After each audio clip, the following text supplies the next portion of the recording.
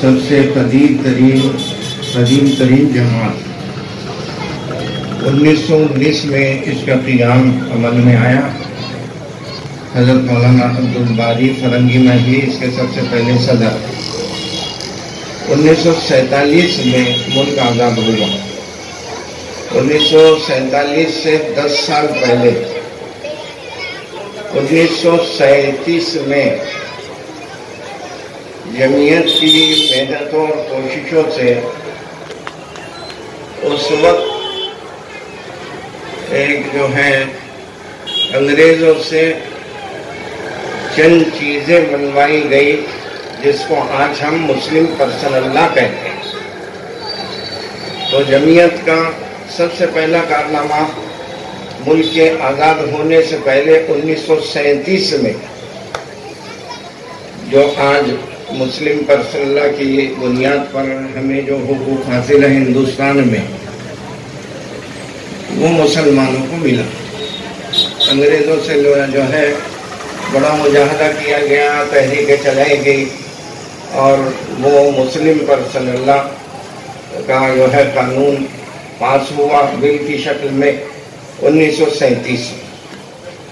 تو جمعیت ہمارے بزرگوں کی ایک پرانی جماعت ہے اور ہر وقت جمعیت کے افراد سارے علماء کرام متحرک رہتے ہیں.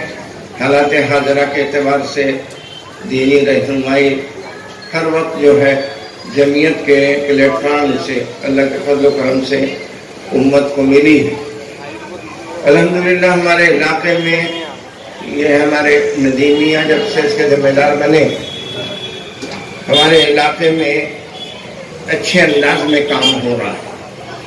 دارالعلوم دیوبند سے فارغ ہونے کے بعد ہم لوگ جب یہاں آئے تو یو پی وغیرہ میں تو جمعیت کے کام ہم دیکھتے تھے, لیکن جب یہاں اورنگ آباد آتے تھے تو کوئی چیز ہم کو ملتی نہیں تھی, بلکہ اس وقت یہ کہا جاتا تھا کہ بھئی جمعیت میں سب کچھ ہے سوائے علماء کے. اور آج اللہ کے فضل و کرم سے ہمارے ندیم میاں کی کوششوں سے ہم یہ کہہ سکتے ہیں کہ آج سب کچھ جمعیت میں اگر کوئی کام کر رہا ہے تو علماء کرام کر رہے ہیں. اللہ کا ایک بہت بڑا فضل و کرم ہے اور ہمارے ندیم صاحب کی بہت محنتیں اور کوششیں ہیں. اللہ ان کو اور ہمت دے, حوصلہ دے. اور ابھی جیسے جو ہے بتلایا گیا کہ ان کی کاوشوں محنتوں کو دیکھ کر جمعیت کے ذمہ داروں نے 2 صوبے اور ان کے حوالے کر دیے, گجرات اور مدھیہ پردیش. اللہ قبول فرمائے. ہمارے اپنے علاقے میں بھی ساری محنتیں چل رہی ہیں.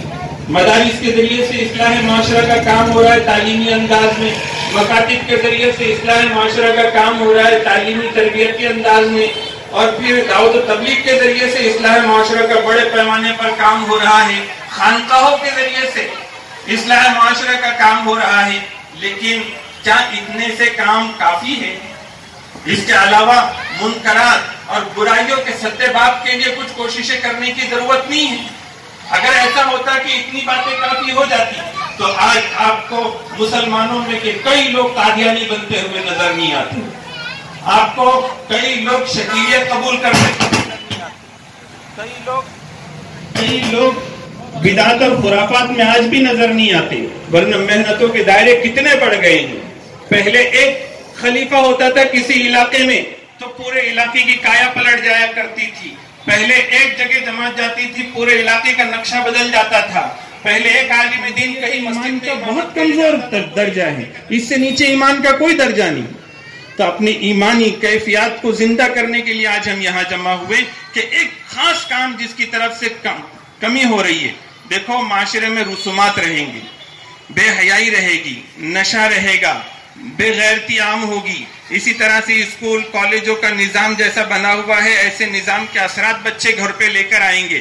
اسی طرح سے اور بھی دوسری خرابیاں وجود میں معاشرے کے اندر رہے گی. تو ہماری دوسری محنتوں کو جو ٹکاؤ محنتیں ہونی چاہیے وہ باقی نہیں رہے گی. یہ معاشرہ معاشرہ کسے کہتے ہیں؟ انسانوں کے مجموعے کو معاشرہ کہتے ہیں.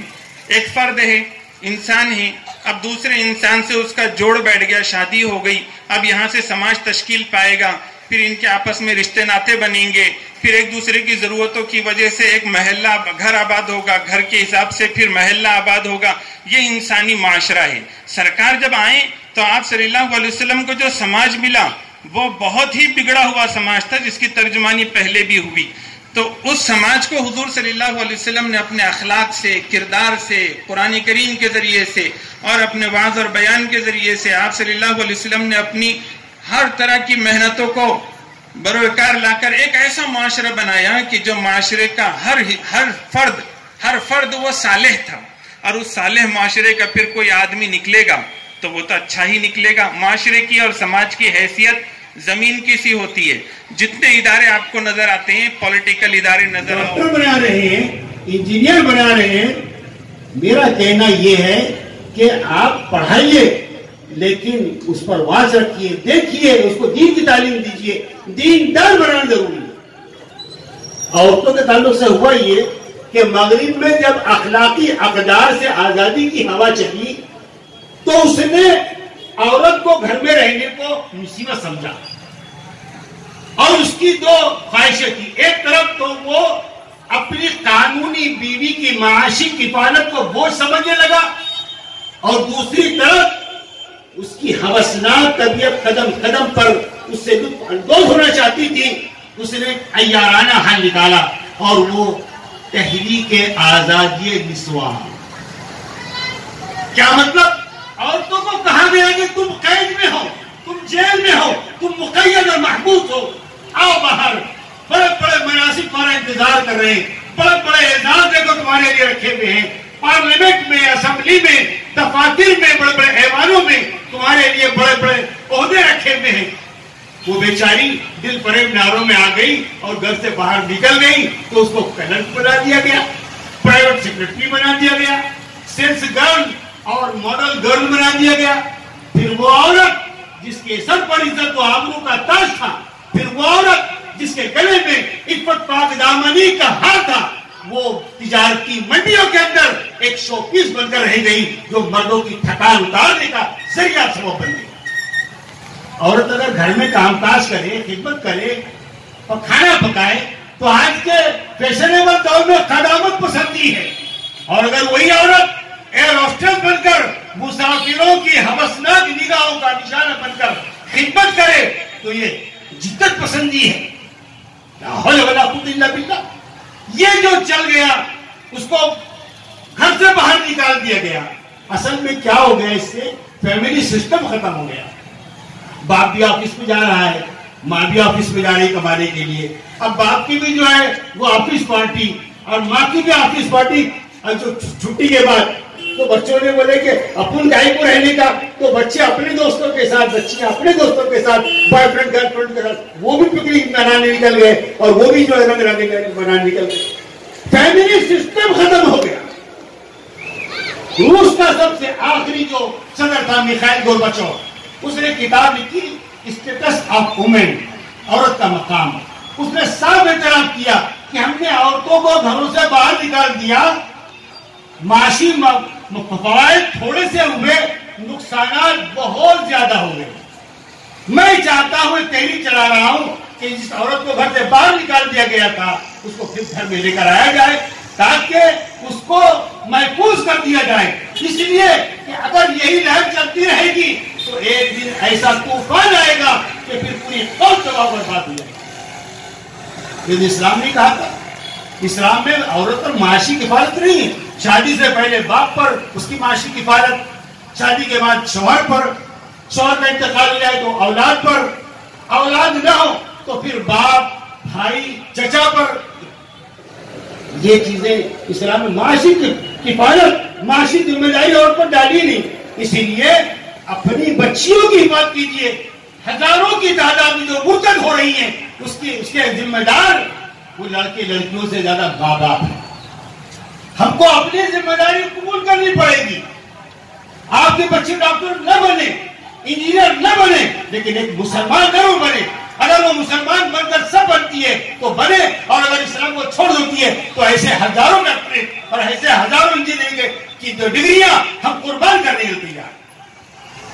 دوسری بات مختصر انداز میں یہ کہوں گا کہ شادی بیاہ کی جو باتیں ہیں، دیکھیں شادی کے دو بڑے فائدے ہیں.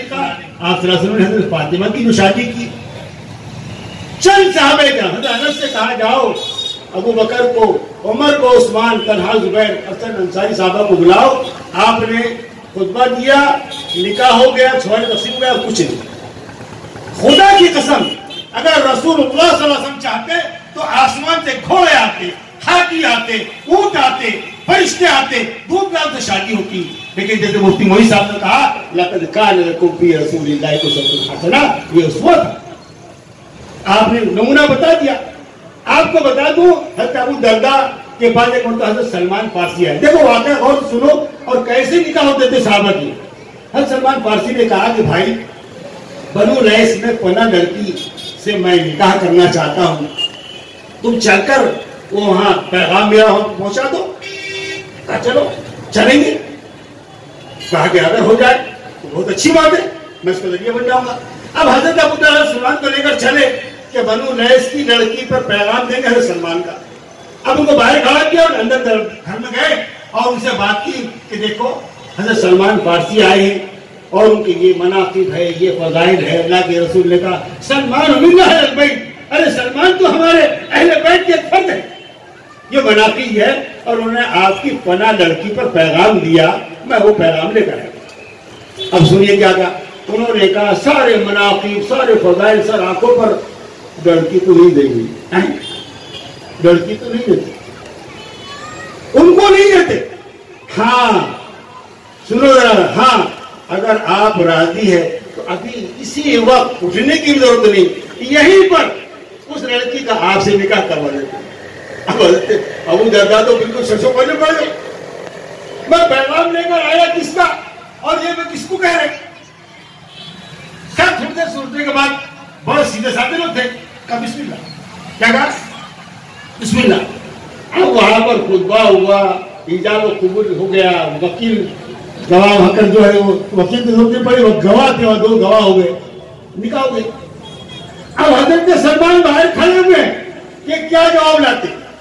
اب باہر آئے تو کہا کہ میں کیا کہوں، بڑی شرم آئی مجھے کہ میں آپ کو بیان کروں. کیا ہوا کیا؟ کہا بڑا شرمندہ ہوں، بڑا شرمسار ہوں، کہنے کی ہمت. ارے بھائی تم کہو گے بتاؤ گے تو ہی معلوم ہوگا مجھے. تو کہا کہ دیکھو گیا تھا پیغام لے کے آپ کا، انہوں نے کہا ان کو دلی دیتے، تم راضی ہے کیا؟ ابھی بسم اللہ. میں نے بسم اللہ کر دیا، میرا ہو گیا. تو کہا کہ میں زیادہ مستحق ہوں کہ میں آپ سے شرماؤں کہ وہ لڑکی جو آپ کی مقدر میں لکھی ہوئی تھی پیغام میں نے بھجوایا، گلے لگا کر ان کو خوب خوب مبارک بات. کتنا آسانی سے نیا جوڑے کی ضرورت پڑی، ہار کی ضرورت پڑی، کچھ نہیں. قربان جائیے رحمت اللہ میں ایک ہی چیز ضروری ہے اور وہ ہے مہر. کہا نہیں دے سکتے تم نقد تو تم ادھار مان لو، معجل ہے تو معجل. تو میرے بھائیوں لڑکی والے پریشان آج کل یوں ہیں کہ لڑکی والے بڑے ہوشیار ہوتے ہیں. یہ ابو درداء کا واقعہ سنا تو وہ کرتے نہیں. وہ کہتے ہیں کہ بھائی جب لڑکے والے جاتے ہیں، لڑکے والے پوچھتے ہیں کہ بھائی تمہاری کوئی ڈیمانڈ ہے؟ نہیں کوئی ڈیمانڈ نہیں. کوئی ڈیمانڈ ہوگی نہیں، کوئی بس جیسا چل رہا ویسا کر کے دو. جیسا چل رہا تو کار کا بھی چل رہا، فور ویلر کا چل رہا، کیا اور چل رہا تو کیا. ارے بھائی ہم نہیں دے سکتے، ہم لڑکی والے بڑے فور ویلر کہاں دیں؟ نہیں دیتے، نہیں دیتے، کہاں سے دیں گے؟ سنو پھر، نو کار نو پیار. تو لڑکی سے شادی کر رہا تھا، کار سے شادی کر رہا؟ تو شادی کس سے کر رہا؟ اور آج کل گھر کو لڑکی بنا دے رہے، دوپٹہ اڑا دے رہے، پھولانو بنا دے رہے. وہ پہلے دلہن کو دلہا اٹھا کے لے آتا تھا، اب یہ کار دلہن دولہے کو اٹھا کے لے آئے. اور کیا ہوتا؟ ڈیمانڈ کیسے کرتے کہ جگر کا ٹکڑا بھی دے دو، جوڑے کا کپڑا بھی دے دو، رہنے کو جھوپڑا بھی دے دو، اللہ بھی صحیح کھوپڑا بھی دے دو، سارے کی مانگتے. صوفہ سیٹ بھی دے دو، ڈینر سیٹ بھی دے دو، لیمن سیٹ بھی دے دو. ایک ہی ڈنر سیٹ بننا چاہتا تو. میرے بھائیوں آج اچھا لڑکی والے یہاں پریشان, سعودیہ میں دیکھو لڑکی والے پریشان. اب وہاں پر جو اب ہم لوگ پڑھ چکے ہیں تو کبھی کسی جوان نے پوچھا کہ شادی کا کیا مسئلہ ہوتا, کہنے لگے کہ شقہ مفروشہ, بعدين سيارة كبيرة, وبعدين 100,000 ريال نقدا, مہر 1,00,000 ریال ہونا اور فریٹ ہونا اور نئی کار شو روم کی ہونا. اب 1,00,000 ریال کم از کم ہے. اچھا ایک بات ہوتا حکومت چاہتی کہ مہر کی رقم کا ہو, تو حکومت کا جو باغ ہوتا ہے اس کا 5,000 ریال سے زیادہ نہیں مان سکتی. 5,000 ریال تو اس پر لکھیں گے, 95,000 تمہیں الگ سے دے دے گا کم از کم. اب 1,00,000 ریال میں تو 20 لاکھ. انہیں ایک مرتبہ مجھ سے پوچھا آپ کے شادی کتنے بھائی والے کو لاکھ میں ہوتی, 50,000 میں ہوتی, 25,000 میں ہو جاتی. یہ بہت حساب سے 25,000 کی تو ریال ایک ہی مہینے میں 4 شادیاں کرنے کو بولے ہوئے. یہاں لڑکی والے پریشان, وہاں لڑکے. دیکھو جب دین سے ہٹ جائیں گے, سنت سے ہٹ جائیں گے, یہ پریشانی آئے گی. بس میں بات تو لمبی نہیں کرنا, میرا وقت ختم ہو گیا. میں نے جو لڑکیوں کے ابتداء اور شادی کے 2 موضوع لیا, دراصل بات یہ ہے کہ اولاد کی جو بنیاد ہے, بنیاد اور بنیاد کو بنیاد کی ہم آگے نہیں بڑھ سکتے. یہ بنیاد ہے شادی. یہیں پر سنت کے مطابق کرو, اولاد دیندار پیدا ہوگی. یہیں پر گڑبڑ ہو جائے گی تو پھر گڑبڑی چلتی رہے گی. یہ چین کے لیے پیس. اور دوسرے وَأَنكِحُوا الْأَيَامَ مِنكُمْ وَالصَّالِحِينَ مِنْ عِبَادِكُمْ وَإِمَائِكُمْ إِنْ يَكُونُوا فُقَرَاءَ.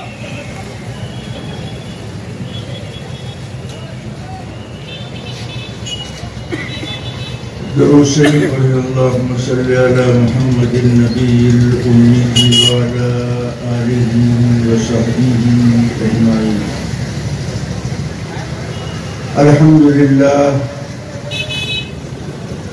الحمدللہ رب العالمین والصلاة والسلام علی اشرف الانبیاء والمرسلین وعلى آله وأصحابه أجمعين. أما بعد, أعوذ بالله من الشيطان الرجيم. بسم الله الرحمن الرحيم.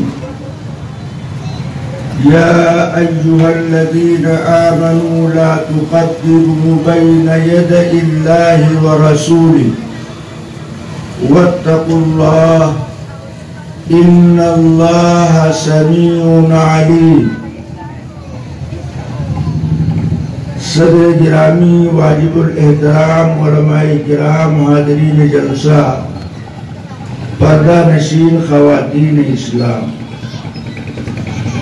محبوب خدا پے کرے انوار کے آگے, محبوب خدا پے کرے انوار کے آگے, اسنام گرے سید ابرار کے آگے, ہر شخص جھکا وقت کی تلوار کے آگے, تلوار جھکی احمد مختار کے آگے صلی اللہ علیہ وسلم.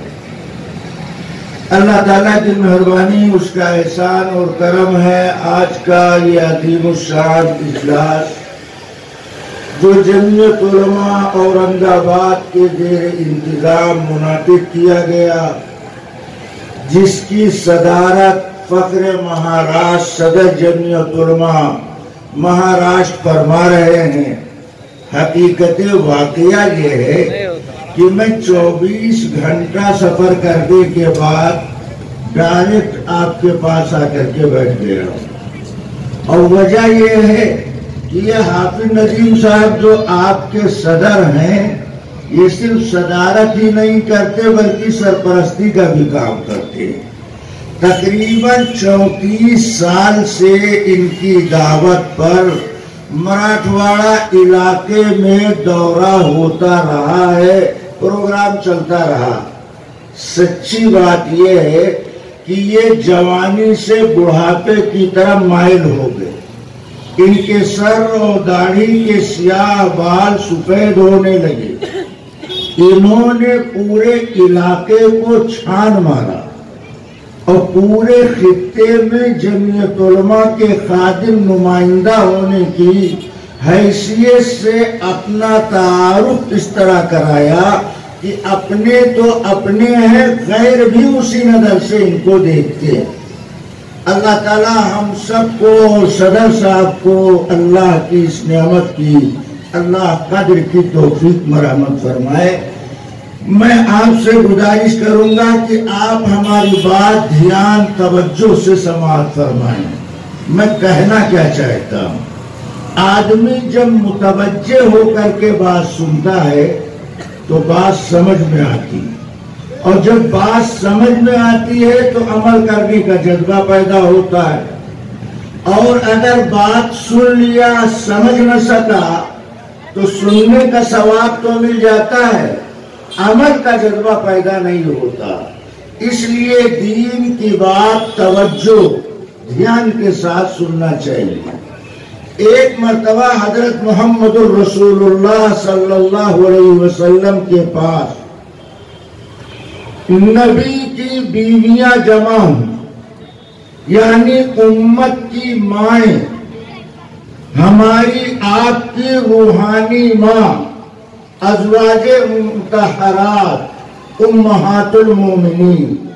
اللہ کے نبی سے عرض کیا کہ اللہ کے نبی یہ بتائیے کہ آپ کی موجودہ بیویوں میں سب سے پہلے کس کا انتقال ہوگا؟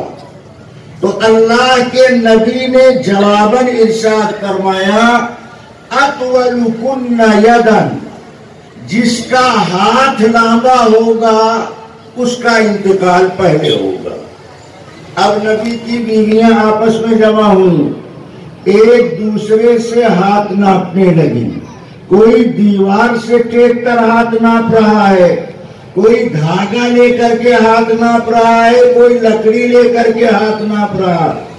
جب نبی کی بیویوں نے آپس میں ہاتھ نپول کیا تو پتہ چلا کہ نبی کی بیویوں میں سب سے لمبا ہاتھ حضرت سودا رضی اللہ تعالیٰ عنہ کا۔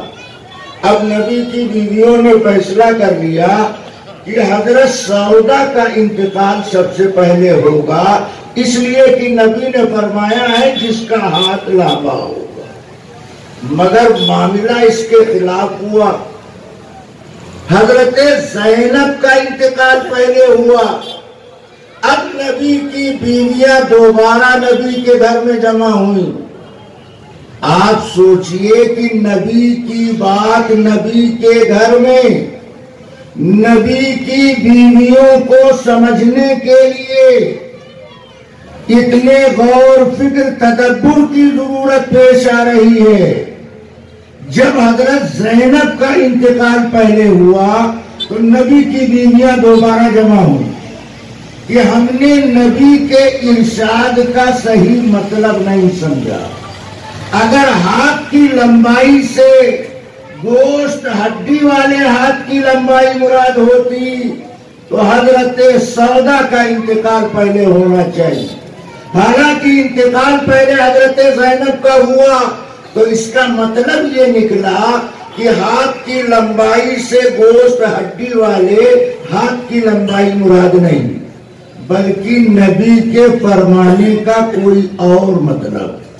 اب نبی کی بیویاں دوبارہ جب جمع ہوئی، نبی کے ارشاد پر غور کرنے لگی تو ایک بیوی نے کہا کہ اہل عرب ہاتھ کی لمبائی کا جملہ سخاوت کے موقع پر بھی استعمال کیا کرتے ہیں۔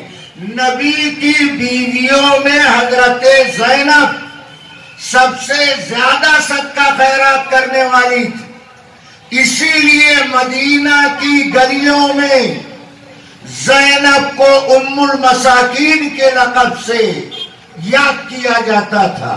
تو نبی کی بات نبی کی بیویوں کو سمجھنے کے لیے اس قدر محنت کوشش کی ضرورت، تو ہم آپ کھڑے کھڑے پڑے پڑے بیڑی پیتے سگریٹ پیتے پیتے دین ایمان قرآن اسلام کی بات سمجھنا چاہتے ہیں، اس کے واسطے توجہ کی ضرورت ہے۔ اب آپ پوری طرح متوجہ رہیں، جو بات میں آپ سے کہنا چاہتا ہوں میں یہاں سے اپنی گفتگو کا آغاز کرتا ہوں۔ اللہ تبارک و تعالی نے اس پوری کائنات میں حضرت انسان کو سب سے اشرف مکرم محترم بنایا. فرمایا وَلَقَدْ كَرَّمْنَا بَنِي آدم، کہ ہم نے بنی آدم کو سب سے محترم بنایا. جب انسان تمام مخلوقات میں سب سے محترم مکرم ہے تو اللہ تعالیٰ نے اس انسانی جماعت کی رہبری رہنمائی کے لیے سب سے اعلیٰ اور سب سے نرالا انتظام فرمایا. اللہ نے کتاب بھیجی اور صاحب کتاب پیغمبر کو بھیجا. نبی آیا ہے، نبی کے ساتھ اللہ کی کتاب آئی.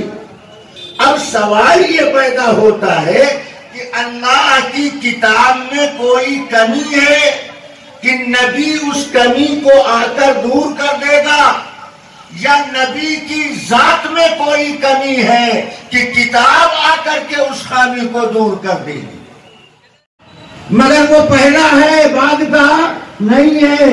کہ آج سے یہ طریقہ بند، اگر امام کو متنبہ کرنے کی ضرورت پیش آئے، مثلا دوسری رکعت میں قاعدہ کے لیے امام کو بیٹھنا چاہیے، امام غلطی سے کھڑا ہو رہا ہے، اس کو متنبہ کرنے کی ضرورت ہے.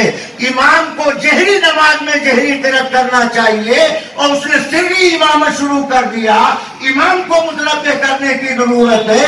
امام تیسری رکعت میں بیٹھنے لگا، حالانکہ کھڑا ہونا چاہیے، امام کو متنبہ کرنے کی ضرورت ہے. تو اب تک تالی سے متنبہ کیا جاتا تھا. اللہ کے نبی نے کہا آج سے یہ طریقہ بند. اب اگر امام کو متنبہ کرنے کی ضرورت پیش آئے تو سبحان اللہ بولو، الحمدللہ بولو، اللہ اکبر بولو. تیسرا مسئلہ بیان کیا. اس وقت عورتیں بھی مسجد میں جاتی تھی، عورتیں بھی موجود ہیں. تو اللہ کے نبی نے آج ایک نیا مسئلہ ذکر کیا، مرد عورت کی نماز سے متعلق. بیچارے کم علم وہ کہتے ہیں کہ مرد عورت کی نماز میں فرق نہیں، اللہ جانے کیا پڑھتے ہیں اور کیا سیکھتے ہیں، سمجھ میں نہیں آتا. اللہ کے نبی آج مسجد نبی میں مرد عورت کی نماز کے مابین فرق بتا رہے ہیں. کہا دیکھو اگر عورت مقتدیہ اپنے امام کو متنبہ کرنا چاہے، یعنی اگر عورت جماعت میں شریک ہے اور وہ امام کو غلطی پر متنبہ کرنا چاہتی ہے تو وہ عورت سبحان اللہ بول کر متنبہ نہیں کرے گی. پھر کیا کرے گی؟ فرمایا الٹا ہاتھ پر مار کر امام کو متنبہ کرے. کیوں؟ کہا عورت کی آواز بھی عورت ہے. مرد مقتدی امام کو سبحان اللہ بول کر متنبہ کر سکتا ہے، مگر عورت مقتدیہ سبحان اللہ بول کر امام کو متنبہ نہیں کر سکتی ہے، اس لیے کہ عورت کی آواز بھی عورت ہے. نبی نے دونوں کی نماز میں فرق بتا دیا. مرد مقتدی امام کے متنبہ کرنے کا طریقہ اور عورت مقتدیہ امام کو متنبہ کرنے کا طریقہ اور اس کے لیے الٹا ہاتھ مارنا.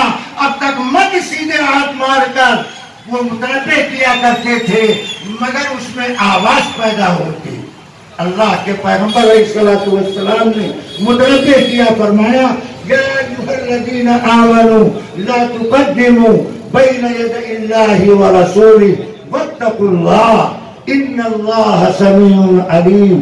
اے ایمان والو، اللہ اس کے رسول سے آگے بڑھنے کی کوشش نہ کرو. واتقوا اللہ، ڈرو اللہ، بچو، باز آؤ، ہوش میں آؤ. اگر غلطی سے کبھی آگے بڑھ گئے تو اب اس غلطی کو دہرانا نہیں چاہیے. اب غلطی درست کرنے کی بات معلوم ہو گئی تو اب وہ بات چھوڑ دو. آخری بات کہہ کر کے میں بات ختم کرتا ہوں. نبی کے طریقے کی پہچان کیا ہے؟ نبی کے طریقے کی پہچان کیا ہے؟ تو ہمارا نبی نیشنل نہیں، ہمارا نبی انٹرنیشنل، کل عالم کے لیے. ہمارا نبی انٹرنیشنل، کل عالم کے لیے. تو جب کل عالم کے لیے نبی بن کر آئے ہیں तो उनके मानने वाले कुल आलम में रहेंगे। अब आप दुनिया के किसी मुल्क में चले जाओ, उस मुल्क में रहने वाले मुसलमान की जुबान कुछ भी हो, मगर नमाज पढ़ने के लिए, फर्ज नमाज पढ़ने के लिए आप मस्जिद में जाएंगे तो दुनिया का मुल्क कोई भी हो, वहां की जुबान कुछ भी हो, मगर जहां मुसलमान रहते हैं वहां फर्ज नमाज से पहले मस्जिद में अजान दी जाती। नबी इंटरनेशनल, तो तरीका भी उसका इंटरनेशनल। दुनिया में कहीं नमाज पढ़े मस्जिद में तो फर्ज नमाज से पहले आपको अजान के कलिमात सुनाई पड़ेंगे। मालूम हुआ ये तरीका इंटरनेशनल है।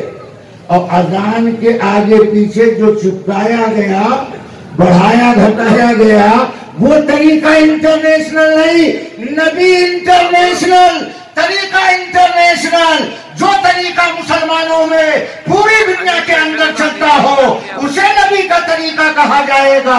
जो क्षेत्रीय तरीका है या जिसका जुग्राफिया उसे बोलने का आदि नहीं हो।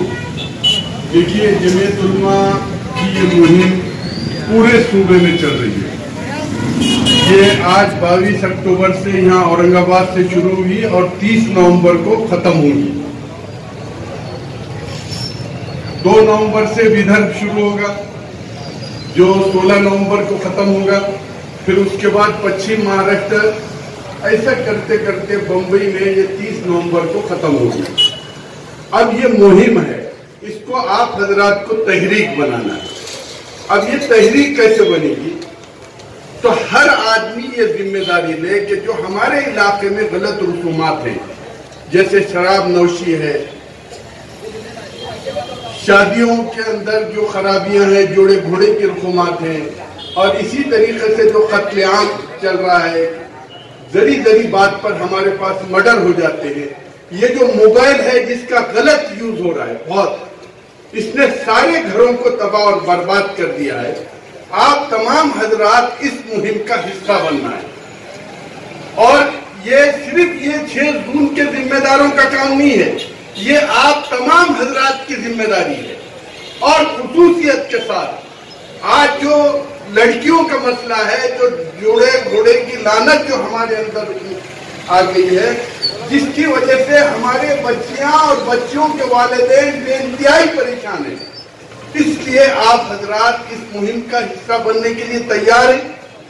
हाथ उठाकर बताइए। आप चलिए दुरूद शरीफ पढ़ लीजिए।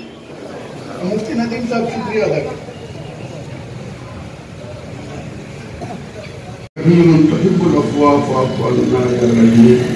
अल्लाह हमारे गुनाहों को माफ फरमा, अल्लाह हमारे खताओं को दरगुजर फरमा, अल्लाह जो परेशान हाल है इनकी परेशानी को दूर फरमा, अल्लाह जो बीमार है इनको सेहत कुलिया नसीब फरमा, अल्लाह जो कर्जदार है इनको कर्ज से खुलासा नसीब फरमा, अल्लाह जो महीने बगैर शादी के बैठे हुए अल्लाह उनके लिए नेक जोड़े नसीब फरमा, अल्लाह जो लोग कैदगुन की जिंदगी गुजार रहे हैं अल्लाह उनके रिहाई के फैसले फरमा, अल्लाह आप सत्तारुल उयूब हैं, अल्लाह आप गफ्फारुल ज़ुनूब हैं, अल्लाह आप अरहमुर राहिमीन हैं, अल्लाह आप कुन फयकुन के मालिक हैं, अल्लाह लोगों के पास हजारों खुदाए हैं, अल्लाह हमारे पास आपके अलावा कौन है? अरहमुर राहिमीन, रहम का, करम का, आफियत का मामला फरमा दे। अल्लाह आज के होने वाले इजलास को कबूल फरमा। अल्लाह इसके अंदर जिन जिन साथियों ने मेहनत और कोशिश जद्दोजहद की, अल्लाह उनको इसका सही नेमुल बदल अता फरमा। अल्लाह इस मुहिम को तहरीक बनाकर काम करने की तौफीक अता फरमा। अल्लाह जो मांगा वो भी अता फरमा, जो मांगने से रह गया। क्या मैसेज देना चाहते हैं और ये मुहिम कब से कब तक चलने वाली है और कहाँ खत्म होने वाली है? जमीयत उलमा हिंद के जानिब से 1990 से लेकर आज तक पूरे मुल्क में इस्लाह माशरा और सीरतुन नबी सल्लल्लाहु अलैहि वसल्लम के उन्वान पर ये मुहिम चलाई जाती है। और अभी सूबे महाराष्ट्र में ये मुहिम आज 22 अक्टूबर औरंगाबाद से शुरू हुई है। इसका पहला अशरा मराठवाड़ा है, जो 1 नवंबर को ख़त्म होगा। फिर इसका दूसरा अशरा 3 नवंबर से विदर्भ शुरू होगा जो नागपुर पे जाके ख़त्म होगा। इसका तीसरा अशरा पश्चिम महाराष्ट्र और कोंकण, और इसी तरीके से इसका चौथा अशरा जो बम्बई रहेगा जो 30 नवंबर। और इस्लाह माशरा की ये मुहिम इसलिए मनाई जाती है कि मुसलमानों के अंदर जो खराबी आई है, जैसे जोड़े घोड़े का लेन देन है, शराब नोशी है, हमारा नौजवान 41 किस्म का नशा करता है। इसी तरीके से छोटी छोटी बात पर मर्डर होना, इसी तरीके से शादी ब्याह के अंदर जो रसूमात हैं, जोड़े घोड़े की लानत जिसकी वजह से हज़ारों बच्चियां नहीं लाखों बच्चियां गलत रास्ते पर जा रही हैं, इससे दूर करने के लिए घर घर पहुंचकर जमीयत उलमा महाराष्ट्र की जानिब से ये मुहिम चलाई जा रही है। मुझे उम्मीद नहीं बल्कि यकीन है कि आप तमाम हजरात इस मुहिम का हिस्सा बनकर इसको तहरीक बनाएंगे। बड़ा साहब एक सवाल है, आज हम मीडिया में हम देखते हैं जब भी इस तरह के प्रोग्राम होते हैं आखिर क्या वजह है कि तमाम तंजीमें जमातों के जिम्मेदार एक प्लेटफॉर्म पे नहीं आते ताकि हमारा मसले कितने हाथ नजर आए। ये आज चर्चा का बहस का मौजू है, इसके बारे में क्या कहेंगे आप? ऐसा नहीं है। जब मुश्तरका प्रोग्राम होते हैं, अभी जमीयत उलमा के जितने प्रोग्राम होते हैं उसमें तमाम मसलक तमाम तंजीमें एक साथ रहती हैं, इशूज़ पे लिए जाते हैं। जैसे जमीयत उलमा ने अजमेर शरीफ में इजलास ली, तो अब अजमेर शरीफ के पूरे दरगाह के सज्जादगान उस इजलास में थे। अभी दिल्ली में चंद दिन पहले इजलास ली, तमाम तंजीमों के लोग उसमें थे। और ये तो एक इस्लाह माशरा की मुहिम है, हर तंजीम की अपनी मुहिम होती है और उस मुहिम में सब लोग बढ़ चढ़ के हिस्सा लेते हैं, ये उसी की एक कड़ी है। एक सवाल मौलाना साहब, एक सवाल और गर्दिश करता है, हमारे मराठवाड़े में महाराष्ट्र में वक्फ की बोर्ड की कई ज़मीनात है, ऐसी बात सुनने में जैसा सैलाब आते हैं, तबाही आती है, आप घर बना के देते हैं, ऐसा वो वक्त आ चुका है कि आप भी चंदे के ज़कात के अत्याचारी गरीब मुसलमानों को कहने का ज़मीन बसाने का प्रयास करें, क्योंकि वक्फ बोर्ड कहता है हमारे पास पैसा नहीं है। अब एक उम्मीद आप किरण आपसे है कि आप लोग अगर मुत्तहद होकर कोई ऐसा इसमें निज़ाम बनाए तो मुसलमानों का भला हो सकता है, इसके बारे में कोई लाएमल तैयार? मेरे जहन में ये बात है कि इस टॉपिक पे अभी चर्चा नहीं करना चाहिए। उसके अंदर 50 किस्म के अलग अलग स्कीमात हैं। असल में मुसलमान मेहनत का आदी नहीं रहा। जैसे अब मैं सोचता हूँ उसके ऊपर अलग से मैं डिबेट करूँगा, और उसका वो बोलने का काम नहीं है, वो करने का है।